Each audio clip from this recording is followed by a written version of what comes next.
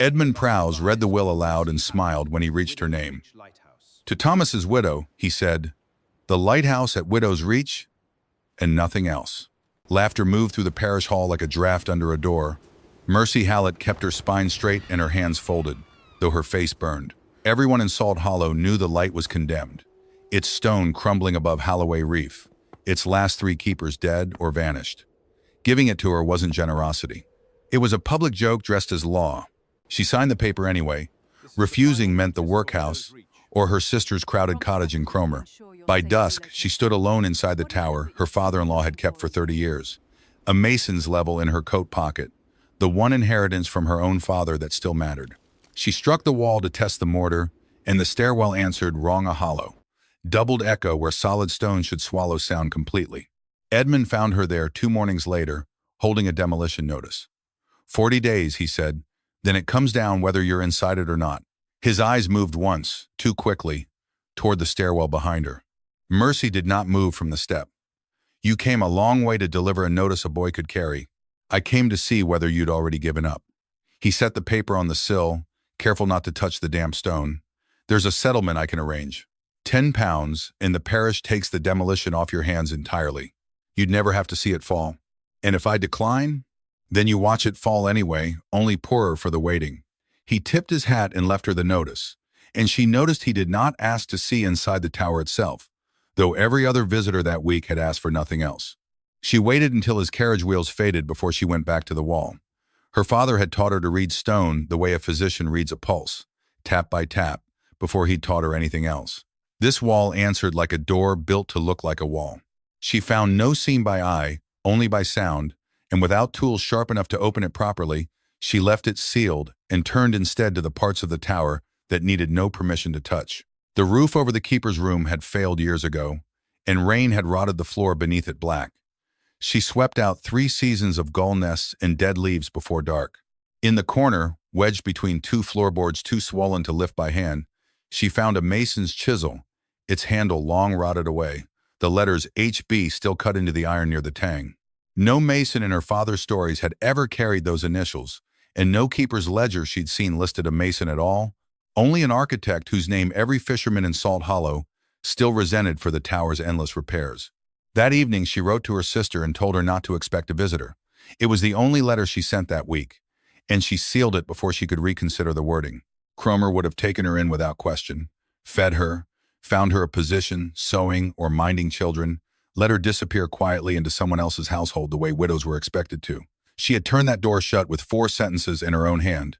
She spent the night on a pallet in the dry corner of the keeper's room, the chisel beside her, the demolition notice folded small enough to fit inside her boot. 40 days meant nothing yet. It only meant she had a number now, instead of an ending someone else had already written for her. Salt Hollow woke slower than the gulls did. Mercy walked the half-mile of shingle into the village with the chisel wrapped in a handkerchief in her pocket, 3 shillings sewn into her hem, and nothing else she could call resources. The bakehouse door swung shut before she reached it. 2 women crossing the green changed their path rather than pass close enough to speak. She found the general shop open and bought flour, a twist of tea, and a candle stub the shopkeeper priced twice what he'd have charged a local wife. Mercy paid without argument. Arguing invited conversation, and conversation in Salt Hollow this morning meant questions about the tower. "You'll not last the month up there," the shopkeeper said anyway, wrapping the flour in paper, gone soft with age. 3 keepers gone from that light, and not one of them a fool. What took them? One drowned checking the base in a spring tide he'd checked 100 times before. One packed a bag in the night and never wrote a word to anyone after. One simply wasn't there one morning. Door open, kettle still on the fire. He tied the string. "Folk here don't ask why anymore. They just don't go up." She carried her parcels down toward the harbor rather than back the way she'd come, hoping to find someone willing to sell her lamp oil at an honest price. A man near the boats was mending net with quick, practiced hands, and he looked up without the flinch she'd grown used to that morning. "You're the widow from the light," he said. Not a question. "Mercy Hallet." "Caleb Rourke." He set the net down. "My father fished this coast with your father-in-law 30 years, before he went strange up there at the end. Strange the way a man goes when he's carrying something he can't put down, not the way the village tells it. What does the village tell it? Cursed ground. Bad stone. Whatever lets folk feel wise for staying clear. He studied her a moment. You planning to fix that roof yourself? I know stone better than most men who've never cut it. Then you'll want lime, not the cement that shop sells you at a widow's price. He nodded toward the boats. I can bring you a sack Thursday, fair cost, if you don't mind owing a favor instead of coin. She agreed before she'd finished thinking it through, grateful enough that her voice caught slightly on the word. He didn't remark on it, which she appreciated more than any kindness spoken aloud would have. An older woman watched the exchange from a bench outside the chandler's, her basket untouched in her lap. When Mercy passed, the woman spoke without preamble. My mother remembered the light going up, said the plans came from London, from some architect who never once climbed the scaffold himself. Her eyes were sharp despite her age. Said the real building was done by a mason he'd brought along and never once named in the parish records. A woman, my mother swore, though no one believed that part. Mercy stopped walking. Do you recall a name? Only that my mother called her the stone wife, for lack of anything better. The old woman shrugged, already losing interest. 60 years gone. Nobody living remembers more than that. Mercy carried the flower and the story both back toward the tower, the chisel's initials turning over in her mind with every step. HB, a mason never named. A wall that answered wrong when struck. Halfway up the shingle path, she stopped and looked back once at the harbor, at Caleb still bent over his nets, at the whole indifferent village going about its morning as though nothing in it had shifted. Something had. She just didn't yet know how much weight it would bear. Thursday came gray and blustering, and Caleb Rourke arrived with a mule cart loaded with lime, sand, and a coil of rope she hadn't asked for. He set the sacks down inside the tower door without waiting to be invited further, the way a man does when he's already decided he's useful. You'll want the storeroom dry before anything else, he said, glancing up at the stairwell. No sense fixing the lamp room if you're sleeping in a puddle underneath it. I'd already settled that. Mercy led him to the ground floor chamber she'd chosen the day before, its walls sound though its door had rotted off its hinges years past. She'd spent 2 days clearing gull mess and dead ivy from the single window, and had wedged a plank across the doorway each night against the wind. Caleb ran a hand along the wall near the window frame, where a crack split the stone in a jagged line toward the sill. That's been moving. See how it's wider at the bottom than the top? Foundations settled on this side. Seas undercut the shingle here worse than the seaward wall, which is the wall everyone worries over. She crouched and traced the crack with 2 fingers. Needs a proper stitch, not just packing it with mortar and hoping. You know how to stitch a crack like that? My father taught masonry the way some men teach their sons a trade they mean to inherit. I was the only child who'd stand still long enough to learn it. She stood and brushed lime dust from her palms. Cut a channel across the crack. Set iron cramps into the stone on either side, bed them deep, and let the new mortar bind the whole wall as one piece again. It holds for decades if it's done right.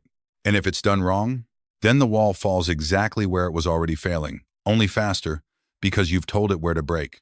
Caleb watched her a moment longer than the answer required. My father always said your father-in-law knew more about that tower than he ever let on. Wouldn't let the parish send masons up from Cromer for the small repairs. Did everyone himself, however long it took him. Perhaps he didn't trust strangers with it. Perhaps. Caleb hefted a sack of lime onto his shoulder. Or perhaps he already knew what you're starting to find. She didn't answer that, and he didn't press her, which she took as its own kind of respect. They worked through the afternoon largely in silence, Caleb hauling and mixing while Mercy cut the channel freehand with a borrowed chisel, her movements economical in a way that made him stop watching the door for weather and start watching her hands instead. By late afternoon, the crack lay packed with fresh mortar and iron, ugly but sound, the kind of repair that would outlast the argument over whether it had been necessary. Mercy straightened her back and looked at the room properly for the first time since she'd arrived dry now. Sealed, defensible against the coming weather in a way nothing else on the property was. That's a room, not a ruin, Caleb said, surveying it with something close to approval. First one I'd wager, in longer than either of us has been alive. It'll need a door before winter. I've an old one in my shed, off a shed I tore down myself. Might fit if we plane the edges. He said it plainly, without the weight of a favor attached, and Mercy understood that he meant to keep coming back, Thursdays or otherwise, whether or not she asked him to. That evening she moved her pallet, her 3 shillings, and the wrapped chisel into the sealed room and shut the new plank door against the wind for the first time without needing to brace it with her own body through the night. She slept nearly 6 hours straight, longer than she had since the will reading, and woke to a stillness inside the tower she hadn't felt since she'd signed her name to it. She understood it wasn't safety, not yet. It was a foothold. And a foothold, her father had always said, was the only thing a stitched wall or a stitched life required to begin holding weight again. 10 days into her tenancy, Mercy's 3 shillings had become 1 shilling 4, spent on lime, candles, and a length of rope Caleb wouldn't let her go without. She sat at the small table in her sealed room with a scrap of paper, adding figures that refused to balance no matter how she arranged them. The roof over the lamp room alone would take slate she couldn't afford, labor she couldn't pay for, and time the demolition notice didn't grant her. She walked into the village Tuesday to ask after paid mending work and found the church door open for the midweek service. On impulse, she went in, more for the warmth than the sermon, and sat near the back where she could leave quietly if the looks turned unkind. They did, quickly enough. The vicar's wife, a thin woman named Prudence Marsh, leaned toward her neighbor without lowering her voice enough. They say she talks to the walls up there. Old Tabitha heard her through the window, muttering to no one. I was counting mortar joints, Mercy said, loud enough to carry. The church went briefly silent.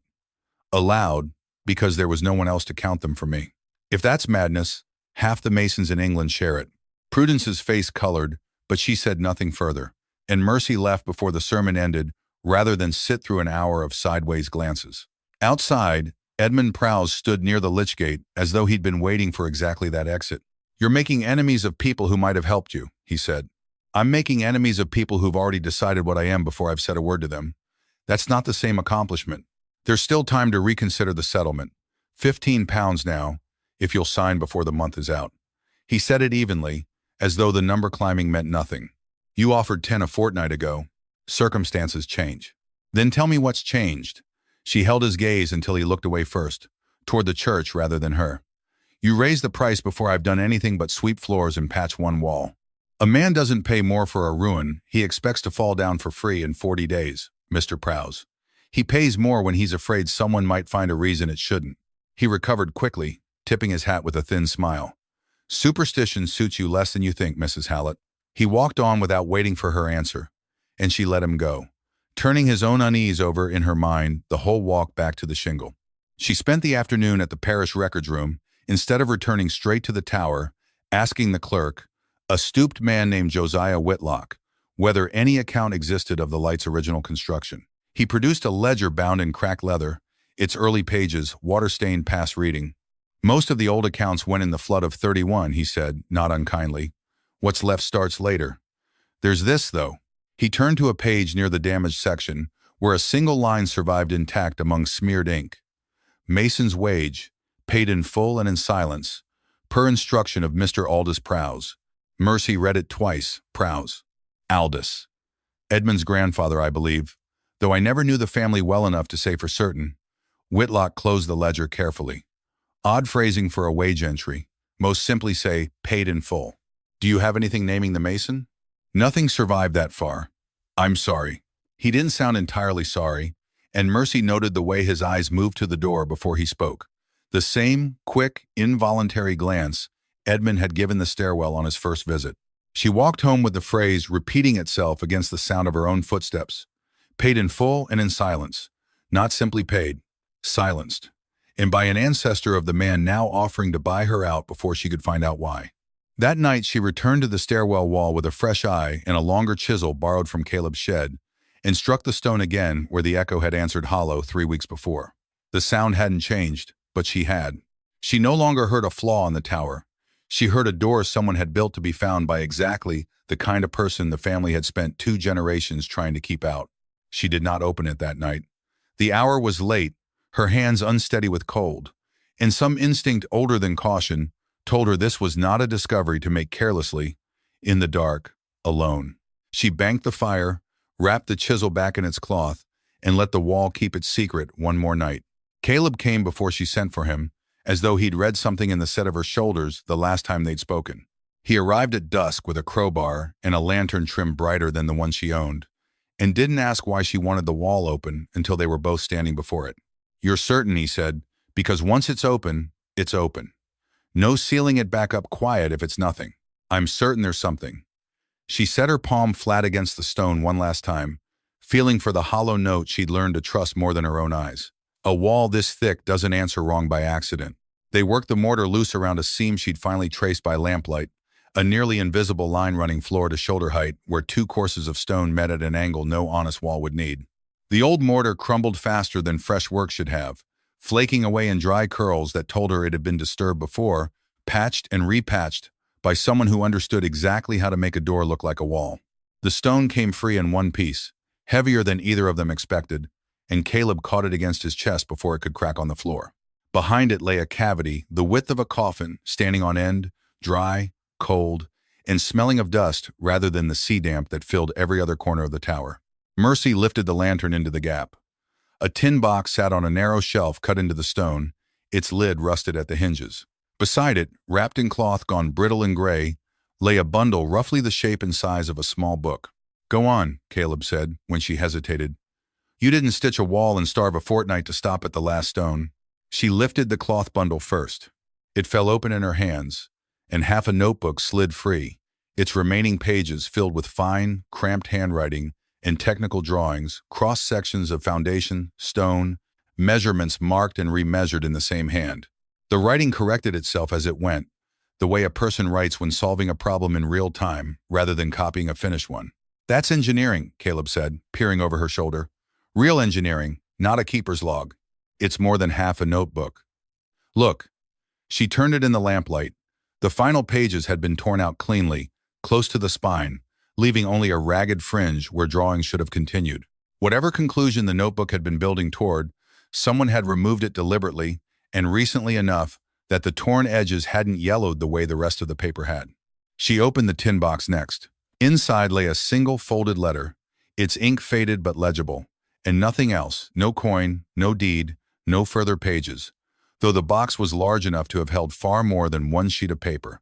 "For the keeper's wives after me, that none should stand where I stood, unnamed and unpaid for the true weight of the work. The trust I have secured will outlast any man's wish to forget it, so long as it is not found and quietly starved by those who—" The letter ended mid-sentence, the remainder of the page torn away in the same clean line as the notebook's missing pages, and signed only H.B., the same initials cut into the chisel handle she still carried in her coat. "Hester," Mercy said quietly. "The stone wife. Hester B. something." She held the torn edge up to the lantern, studying the cut. "This wasn't age.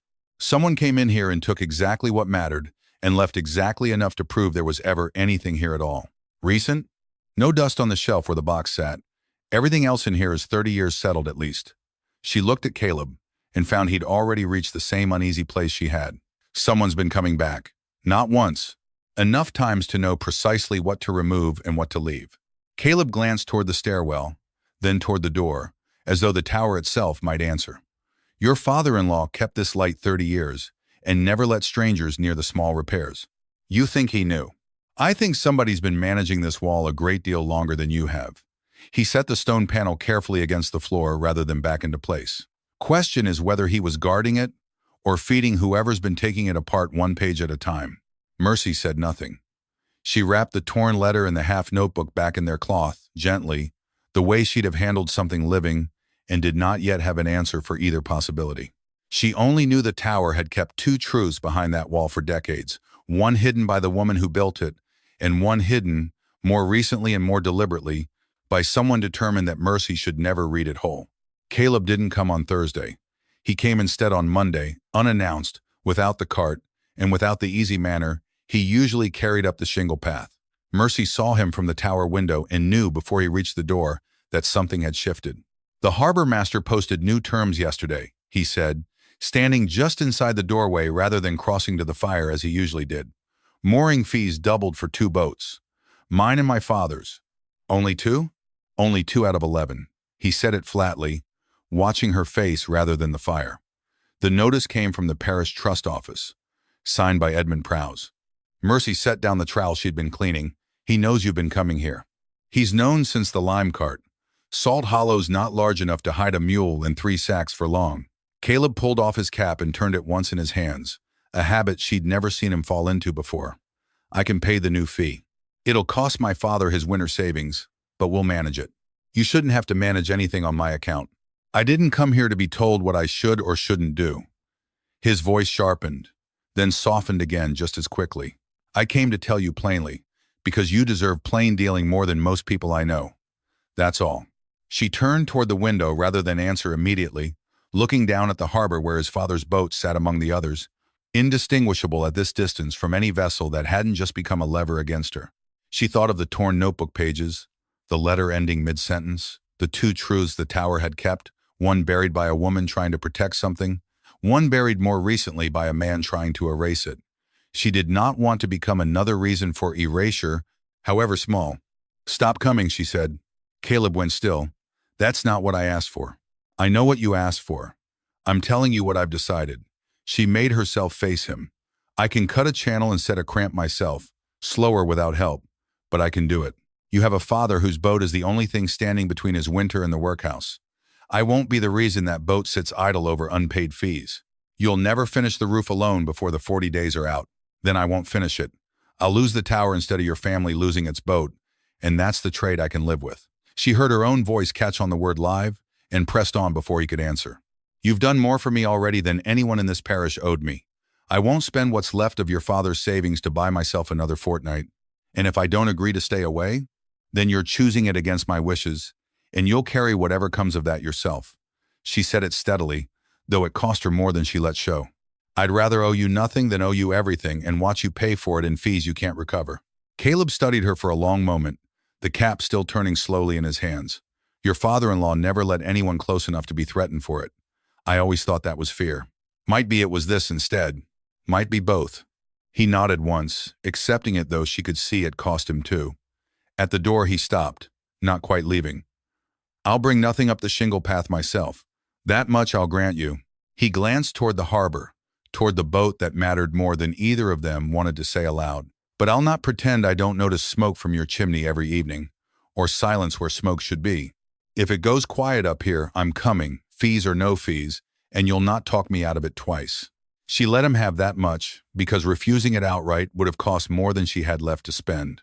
He walked back down the shingle without the cart, without the lime, and without the ease that had marked every visit before this one, and Mercy watched him go until the path curved him out of sight. She spent the evening alone with the half notebook and the torn letter, the fire smaller than it had been in a fortnight, and understood with a clarity that felt almost physical that Edmund Prowse had learned exactly where to press. Not at her directly, at the one person who'd made the tower survivable. She had protected Caleb's boat.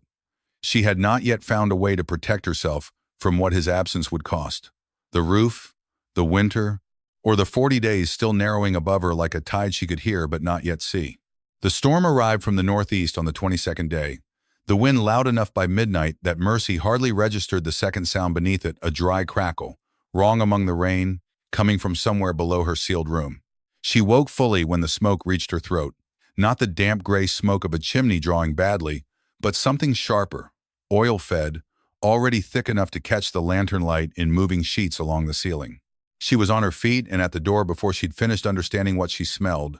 The stairwell was burning at its base, a fire built low and deliberate against the stonework she and Caleb had opened 3 weeks before, flames already climbing the old timber lintel above the cavity. Someone had packed oiled rags and kindling directly beneath the resealed panel, close enough to the hollow that the heat would crack the remaining stone before it ever touched the tower's outer wall. She didn't think about who. She thought about the box. The tin sat where she'd left it, on the small table in her sealed room, the torn letter and half notebook wrapped together inside a length of oilcloth beside it. She snatched both in one motion, wrapped them inside her shawl against her chest, and turned back toward the stairwell, only long enough to see that the fire hadn't yet reached the outer door. The rain that had soaked her half-mended roof for 3 weeks worked against her now in the wrong direction, pooling instead of falling. She remembered the barrel Caleb had set beneath the guttering the day he'd fixed it.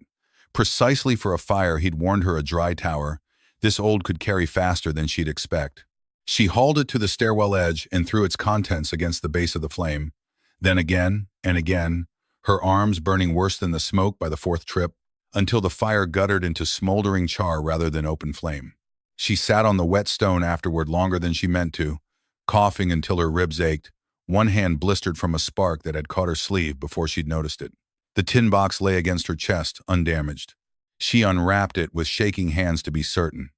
The notebook's outer pages were scorched at the edge, where smoke had reached even the folded cloth. The paper curled and blackened along one full margin, though the writing inside remained legible where the fire hadn't fully eaten through. The pages hadn't been stolen. They'd been burned. Whoever built that fire hadn't come for the notebook itself. They'd come to make certain no one, least of all a parish inquiry, would ever read it whole. She didn't sleep again that night. At first light, she walked the ruined stairwell base with the lantern. She found what the fire had left behind, a broken oil flask, cheap and unmarked, the kind sold at every chandler's shop along the coast, and boot prints in the mud outside the door, too clean and too dry to belong to a night spent standing in the storm's full weather. Whoever had set the fire had come and gone before the rain turned hard, timing it to a gap in the storm that only someone watching the tower closely could have known to use. The demolition surveyor arrived 2 days later, sooner than any notice had promised, summoned by an anonymous report of a fire hazard at the light. He walked the scorched stairwell with a clipboard and an expression of professional regret, and told her plainly that the structure's timeline had changed. Fire damage of this kind accelerates the danger considerably, he said, not unkindly, marking figures she couldn't read upside down. I'll have to recommend the parish move the demolition forward. 5 days, perhaps 6, rather than the weeks remaining on your original notice. The fire wasn't an accident. That's not a determination I'm charged to make. He closed his ledger with a small final sound. My concern is structural. And structurally, Mrs. Hallet, you no longer have the time you believed you had this morning. He left her standing in the wreck of a stairwell that had held its secret through 3 keepers, 30 years, and one careless attempt to burn it into silence. She understood now, with total clarity, that whoever had lit that fire had misjudged only one thing. They had assumed the fire would take the evidence with it. It had taken almost everything else instead: her remaining time, her uninjured hands, the last of her fuel, and any illusion that this was still a fight over an unwanted ruin. It had left her, blistered and short of days, holding a scorched half-truth that someone was frightened enough of to burn a tower rather than let her finish reading it. Whitlock came to her, which surprised her more than anything he said once he arrived. He climbed the shingle path badly, unused to the incline, and stood in her scorched doorway with a leather satchel clutched against his chest, like something he half expected to be taken from him. I heard about the fire, he said, and the shortened notice. He glanced past her at the blackened stairwell, then quickly away, as though the sight embarrassed him on someone else's behalf. I should have shown you this the first time you asked. He drew out a slim register, older than the ledger he'd shown her before, its cover water-stained but its pages intact. Parish trust accounts, kept separate from the general records, because Fawfey trusts answer to the diocese, not the vestry alone. Easy enough to overlook. If a man wanted something overlooked, Mercy took it carefully. The relevant page was brief, written in a careful clerk's hand far older than Whitlock's own. Widows' Light Trust, endowed 1,791 by subscription, principal invested toward the maintenance of the light and the support of the keeper's family in perpetuity, administered by Feoffies of the parish. Feoffies, she said, not the Prowse family by name, not originally, but the Register of Feoffies is a separate document again, updated every generation as trustees die and new ones are named. Whitlock's mouth thinned. I found the most recent naming 3 weeks ago, the same day you first asked me about the light's construction. I've been telling myself since that it wasn't my place to interfere. And now? Now someone's burned half a tower to keep a widow from reading a letter, and I find I've run out of reasons to call that not my place. He turned to the register's final page. Edmund Prowse's name stood alone as sole surviving Feoffee, appointed 4 years earlier upon his father's death, with no co-trustee named to check his administration since. Mercy set the register beside the scorched notebook in the torn letter, and for the first time saw the whole shape of what the tower had been hiding, not in pieces but as one continuous line. Hester Bold had built the light and, by her own hand in the letter, secured the trust that funded it, meant to outlast any single family's memory. Aldous Prowse had paid her, in full and in silence, to disappear from the record entirely, and had likely inherited the trust's administration in the same stroke that erased her name from it. 4 generations of Prowse men had held that trust since. Income flowing to a family the deed had never intended to benefit, protected by nothing more than a parish's willingness not to ask. The principal, she said. Where was it invested? A trust this old doesn't simply vanish. Someone's been drawing income from something all this time. Whitlock hesitated, then turned the register to a final annotation, added in a different hand decades after the original entry. Invested in shares of the Cromer and Nettleholm Shipping Company, per resolution of the Feoffies, 1,834. He looked up. Edmund Prowse sits on that company's board. Has for 11 years. Mercy read the line twice, feeling the last piece settle into place with a weight that made her briefly unsteady on her feet. The condemned tower, the swiftly rejected offers to buy her silence, the fire set precisely where the evidence slept. None of it had ever been about a worthless ruin. It had been about a man protecting decades of income, drawn from a trust he had no honest claim to administer, dressed up as a joke at a will reading, so no one would think to look closely at what she'd actually been given. "The notebook's torn pages," she said. "What was on them, do you think?" "The deed's exact terms, likely. Perhaps the original subscriber list, which would show whether the Prowse family ever contributed a shilling of their own to a fund they've been living off for generations." Whitlock closed the trust register gently. "Whoever burned your stairwell wanted that proof gone before you could connect the threads yourself. They very nearly succeeded." "Nearly isn't the same as did." Mercy wrapped the register, the scorched notebook, and the torn letter together inside a single length of cloth. Her blistered hands steady now in a way they hadn't been since the fire. "This trust register alone proves the money exists and where it's gone. Hester's letter proves the trust was never meant for the Prowse family at all. Between the two, I no longer need the missing pages to know what they said." "You mean to bring this before the vestry?" "I mean to bring it before whoever in this parish still answers to something larger than Edmund Prowse's good opinion." She looked toward the harbor, toward 5 days narrowing fast beneath a demolition notice built on a lie about the tower's safety. "The diocese oversees Fiafi trusts," you said. "Then the diocese is where this proof belongs, and where a man who inherited it wrongly can finally be made to answer for it." The hearing was called for the vestry room at 9, ostensibly to confirm the parish's demolition order before the accelerated deadline. Whitlock had seen to it that the notice reached the archdeacon's proctor as well, on the strength of the trust register alone. By the time Mercy climbed the church steps with her bundle of evidence wrapped inside her shawl, she found the room fuller than any vestry meeting she'd heard described before. Edmund Prowse sat near the front, composed, his ledger open before him as though the outcome were already settled. He rose when the proctor, a spare man named Aubrey Godwin, called the meeting to order. "A straightforward matter," Edmund said. "The light at Widow's Reach has been condemned on sound structural grounds, worsened considerably by a fire of undetermined origin. I move the demolition proceed as scheduled, with my sympathies to Mrs. Hallet for whatever hardship the timing causes her." "Undetermined origin," Mercy said, and every head in the room turned toward her. The surveyor called it that. "I'd call it a fire built with a chandler's oil flask and set close enough to the stairwell to destroy exactly one thing without touching anything else in the tower worth burning. A tragic accident, whatever its cause, doesn't change the structure's condition. No, but it changes what you knew about the structure before it happened." She stepped forward and set the chisel on the table, its rotted handle and clear initials facing the proctor. "This was found sealed inside a cavity in the stairwell wall.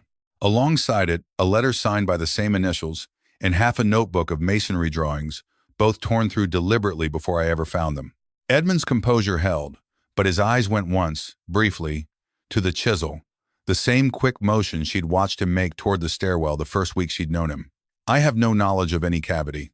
You told me, 6 weeks ago, that there was nothing in that wall but bird's nest debris and old mortar dust." Mercy let the silence after that sentence do its own work. "I never told you what the wall contained. I never told anyone in this room until this morning." A murmur moved through the vestry. Godwin looked up from the register Whitlock had already placed before him. "Mr. Prowse, how did you come by that information, if you've had no knowledge of the cavity?" "I recall no such conversation." "I recall it precisely," Mercy said. "Outside the church, the day you offered £15 instead of 10, you said superstition suited me less than I thought. Before that, you told me plainly what I'd find inside that wall, though by your own account you'd never opened it." Whitlock rose beside her, the trust register open in his hands. "There is also this, sir, which bears directly on motive. The Widow's Light Trust, endowed in 1791 for the maintenance of the light and the support of its keeper's family, in perpetuity. Mr. Prowse stands as sole surviving Fiafi, appointed upon his father's death, with no co-trustee named to review his administration since. The trust principal is invested in shares of the Cromer and Nettleholm Shipping Company, on whose board Mr. Prowse has sat for 11 years. Trust investments are a matter of ordinary parish business," Edmund said, though his voice had lost some of its earlier ease. "Nothing in that arrangement is irregular." Then perhaps you can explain why the mason who built the light and secured that trust was paid, and I quote your own family's ledger entry, in full and in silence, by instruction of your grandfather, and her name struck from every parish record since. Mercy unwrapped the torn letter and set it before Godwin. Hester Bolt built Widow's Reach with her own hands, using a foundation method your family's architect took credit for and never understood well enough to explain when the stitching failed decades later. She secured a trust meant to protect keepers' widows like me. Your family has drawn income from that trust for 4 generations. While calling the tower, it funds a worthless ruin, unfit even for demolition costs to be questioned. Godwin studied the letter, then the trust register, then Edmund himself, whose composure had finally, visibly, begun to fracture. Mr. Prowse, I will require a full accounting of the trust's income and distribution for the past 20 years, beginning this afternoon, before any further discussion of demolition proceeds. This is a widow's grievance dressed up as scandal, Edmund said, but the room had already turned, the way a tide turns, quietly and all at once, and he seemed to feel it before he finished the sentence. It's a trust grievance, Mercy said, that happened to find a widow willing to read what it left behind. She looked at him steadily, and for the first time since the will reading, she watched him fail to hold her gaze. You assumed a burned notebook and a condemned tower would be the end of it. You never once asked yourself what a mason's daughter might notice in a wall you'd spent your whole life avoiding. The diocesan accounting took 3 weeks to complete and confirmed everything Whitlock's register had implied. The Widow's Light Trust held considerably more than anyone in Salt Hollow had guessed, decades of shipping, dividends compounding quietly, while the light itself was left to rot as proof of its own worthlessness. Edmund Prowse was removed as fiafi before the accounting finished, replaced by a board of 3, Godwin among them, with instructions to restore every shilling traceable to improper use. He did not attend the second hearing, the one that mattered to Mercy far less than the first. She heard secondhand, from Whitlock, that he'd resigned his seat on the shipping company's board within the week, and that his name no longer appeared on any parish document requiring public trust.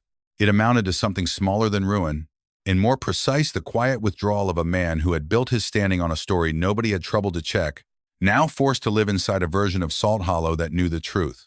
The demolition notice was withdrawn the same afternoon the accounting was confirmed. Mercy stood in the vestry room to hear it read aloud, and felt none of the vindication she'd imagined weeks earlier, only a tiredness that sat easier in her chest than anger had. Caleb was waiting outside when she came down the steps, his cap in his hands again, though this time she understood the gesture differently. Whitlock told my father the fees were reversed this morning, he said. Full refund, with an apology signed by 3 men instead of 1. I heard. I also heard the trust meant to fund proper repairs now.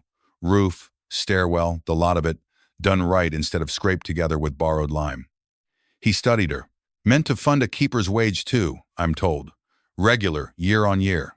That's the intention, yes. Then I expect you'll be wanting a mason's help again once the money clears. Someone who already knows where every stitched crack in that tower sits. He said it plainly, the way he said most things, but she caught the question underneath it. I told you once I wouldn't spend what was left of your father's savings on my behalf. You won't be spending anything. I'll be paid this time, same as any tradesman, out of a trust 3 centuries too slow reaching the people it was built for. He almost smiled. Unless you've decided you'd rather finish that roof alone after all. I've decided no such thing. She let herself smile back, briefly, before turning toward the shingle path. Thursday, then. Same as before. Same as before, he agreed, and fell into step beside her. The repairs took the better part of 2 months. Slate replaced the failed roof, and iron cramps stitched 3 more cracks the fire and the tides had widened. The stairwell wall was rebuilt with the cavity left open behind a small brass plate Godwin had commissioned at the diocese's expense. Hester Bolt, mason, builder of this light, 1791. Her trust restored to its true purpose. No grand memorial, no public unveiling beyond a single quiet morning when Mercy set flowers beneath it and Caleb stood a respectful distance away, letting her have the moment alone. The lamp itself took longest to restore, its mechanism cleaned and re-oiled by a clockmaker, Whitlock recommended, the lens reset by hands that treated it, finally, like something worth the effort. On the evening it was lit for the first time in 3 years. Half of Salt Hollow gathered on the shingle to watch. They came less for ceremony than for the strangeness of seeing light move again across water that had gone dark so long they'd stopped expecting otherwise. Prudence Marsh did not come. Neither did the shopkeeper, who still priced Mercy's purchases a shade higher than a neighbor's out of some stubbornness that no accounting could reach. Mercy found she minded less than she once might have. Not every door needed opening to prove a point. She stood in the lamp room as the light swept its first full circuit over Holloway Reef, illuminating water that had swallowed 3 keepers before her, and had come within one careless fire of swallowing her name along with theirs. A fishing boat far out past the point altered its course by a few careful degrees, correcting toward the beam the way vessels had corrected toward this light for 130 years before neglect and greed had nearly darkened it for good. Caleb came to stand beside her at the rail, not speaking, watching the same slow arc of light cross the same black water. Mercy thought of her father's level, still in her coat pocket after everything, and of Hester Bolt's initials cut into a chisel handle 2 women apart and 30 years buried. The tower had been called cursed, worthless, a joke dressed as inheritance. It had turned out to be the one thing in Salt Hollow built to outlast every man who tried to claim it for himself. She reached out and adjusted the lamp's trim by half a turn, a keeper's habit already, though she'd held the post barely a season. The light swept on, steady now, exactly where it belonged.